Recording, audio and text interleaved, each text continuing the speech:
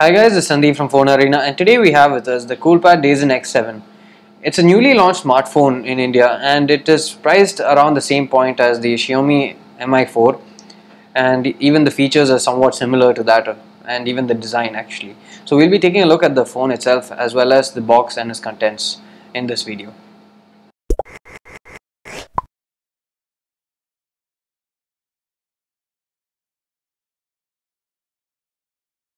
So here you have the X7 branding and the Coolpad Dazen X7 itself. The design is quite simple, and the phone does feel quite light in the hand, but feels like it's made of premium materials.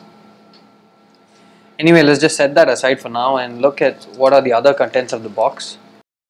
So first you have, okay, that is actually comes in separate boxes within the box itself. So over here you have the SIM ejector tool, and let's open it up to see what else is inside. Okay, yeah, so this is the micro USB cable here.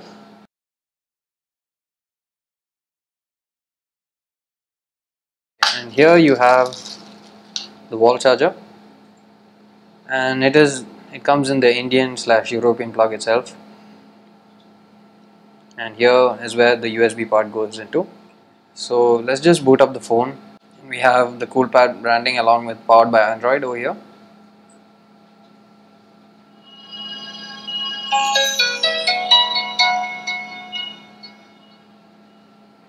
Okay, so let's just go through the hardware. Over here you have the earpiece, you have the front facing camera, which is an 8 megapixel front facing camera with a wide angle lens, and you have the ambient light sensor as well as the proximity sensor here.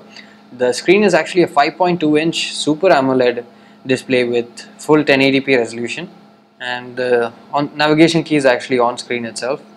And moving over to the right side, you have the dual SIM slots, which are actually dual micro SIMs, and you have the power/lock button here.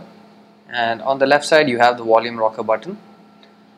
At the bottom you have the micro USB port as well as the speaker grill, and I think what looks to be a dummy speakerphone grill, but is actually housing a microphone over there.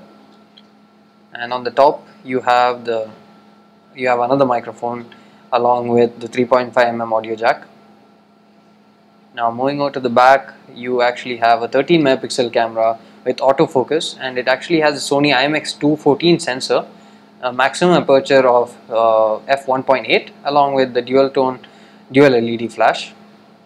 Now the phone actually does feel quite good in the hand. It's quite light, but the materials used are very premium.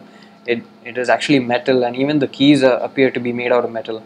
It's quite thin also, and if you notice closely, you can see that there's a beveled edge over here that sort of give it a dual tone kind of finish when you look at it from certain angles. The back also has this nice and unique pattern, which is quite different from what we've seen on most other phones. The camera unit is slightly raised, but we don't think it is too raised that it would actually cause scratches to come. So as you can see here, we have booted up the device and set it up. There's a large 5.2-inch Super AMOLED display with Corning Gorilla Glass 3 protection. It has a full HD resolution, and this is actually Android itself, but there's a cool UI on top. And much like MIUI, there is no app drawer. All the apps are organized on the home screen itself. Let's just take a look at what version of Android is running specifically, just to know. Go into all, about phone. So as you can see here, the phone is powered by an octa-core 1.7 GHz MediaTek processor. There's 2 GB of RAM, and you can see here the version is 4.4.2, and there's cool UI on top, but it's running on Android KitKat. So let's just take a look at the storage as well.